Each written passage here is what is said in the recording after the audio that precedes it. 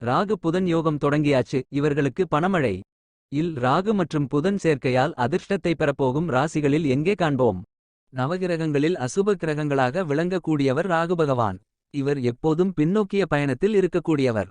இவரை கண்டால் அனைவரும் அச்சப்படுவார்கள். சனி பகவானுக்கு பிறகு மிகவும் மெதுவாக நகரக்கூடிய கிரகமாக விளங்கி வருகிறார். ஒரு ராசியிலிருந்து மற்றொரு ராசிக்கு செல்ல 18 மாதங்கள் எடுத்துக் கொள்கிறார். கடந்தாண்டு அக்டோபர் மாத இறுதியில் ராகு பகவான் மீன ராசியில் நுழைந்தார். இந்த ஆண்டு முழுவதும் இதே ராசியில் பயணம் செய்வார். நவகிரகங்களில் இளவரசனாக விளங்கக்கூடியவர் புதன் பகவான். இவர் மிகவும் குறுகிய காலத்தில் தனது இடத்தை மாற்றக்கூடியவர். அறிவு, புத்திசாலித்தனம், தன்னம்பிக்கை, கல்வி உள்ளிட்டவைகளுக்கு காரணமாக இருந்து வருகிறார்.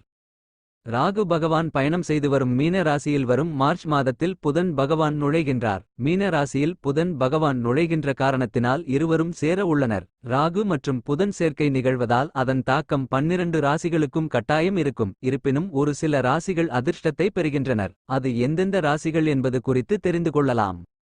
மிதுன ராசி ராகு புதன் சேர்க்கை உங்கள் ராசியில் 10வது வீட்டில் நிகழ்கின்றது.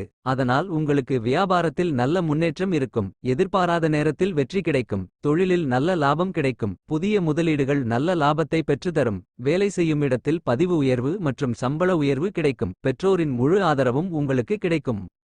கடக ராசி உங்கள் ராசியில் 9வது வீட்டில் ராகு புதன் சேர்க்கை நிகழ்கின்றது. உங்களுக்கு அதிர்ஷ்டம் தேடி வரும். ஆன்மீகத்தில் ஆர்வம் அதிகரிக்கும். நீண்ட நாட்களாக நிலுவையில் இருந்த வேலைகள் முடிவடையும். புதிய வாய்ப்புகள் உங்களை தேடி வரும். திட்டமிட்டபடி வேலைகள் அனைத்தும் நடக்கும். நீண்ட நாள் ஆசையும் நிறைவேறும். புதிய தொழில் தொடங்குவதற்கான வாய்ப்புகள் உண்டாகும்.